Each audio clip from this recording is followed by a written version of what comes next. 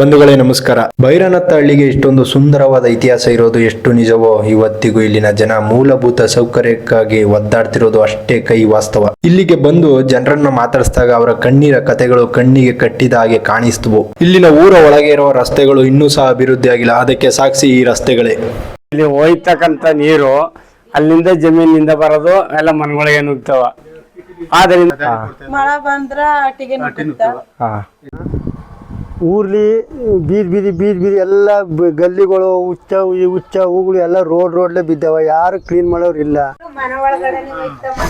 ಇನ್ನು ಮಳೆಗಾಲ ಬಂದ್ರೆ ಸಾಕು, ಸರಿಯಾದ ಚರಂಡಿ ವ್ಯವಸ್ಥೆ ಇಲ್ಲದೆ ಮಳೆ ನೀರೆಲ್ಲ ನೇರವಾಗಿ ಜನರ ಮನೆಗೆ ನುಗ್ಗುತ್ತೆ. ಹಗಲು ರಾತ್ರಿ ಎಂದೇ ಜನರೆಲ್ಲ ನೀರನ್ನು ಹೊರ ಹಾಕೋದ್ರಲ್ಲೇ ತಮ್ಮ ಕಾಲ ಕಳಿಬೇಕಾದ ಪರಿಸ್ಥಿತಿ ಇಲ್ಲಿದೆ. ಅದೇ ರೀತಿಯಾಗಿವೆ ಈ ಸಣ್ಣ ಪುಟ್ಟ ಯಾವ್ದಾದ್ರು ಕೆಲಸ ಕಾರ್ಯಕ್ಕೆ ಹೋಗ್ಬೇಕು ಅಂತಂದ್ರೆ ನಾವೆಲ್ಲ ಮೈಸೂರು ಬೆಂಗಳೂರಿಗೆ ಹೋಗ್ಬೇಕು. ಇಲ್ಲಿ ಉದ್ಯೋಗ ಆರಿಸಿ ಏನಾದ್ರು ಒಂದು ಕಂಪ್ನಿ ಯಾವ್ದಾದ್ರು ಒಂದು ಸಣ್ಣ ಪುಟ್ಟದ ಒಂದು ವ್ಯಾಪಾರ ಮಾಡ್ಬೇಕು ಅಂದ್ರೂ ಅಲ್ಲಿಗೆ ಹೋಗ್ಬೇಕು ನಾವು.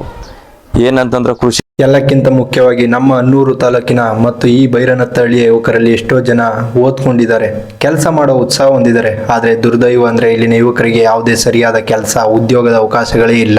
ಇಷ್ಟೊಂದು ಪ್ರತಿಭಾವಂತ ಯುವಕರು ಕೆಲಸವಿಲ್ಲದೆ ಇವತ್ತು ಭವಿಷ್ಯದ ಬಗ್ಗೆ ಆತಂಕದಲ್ಲಿದ್ದಾರೆ.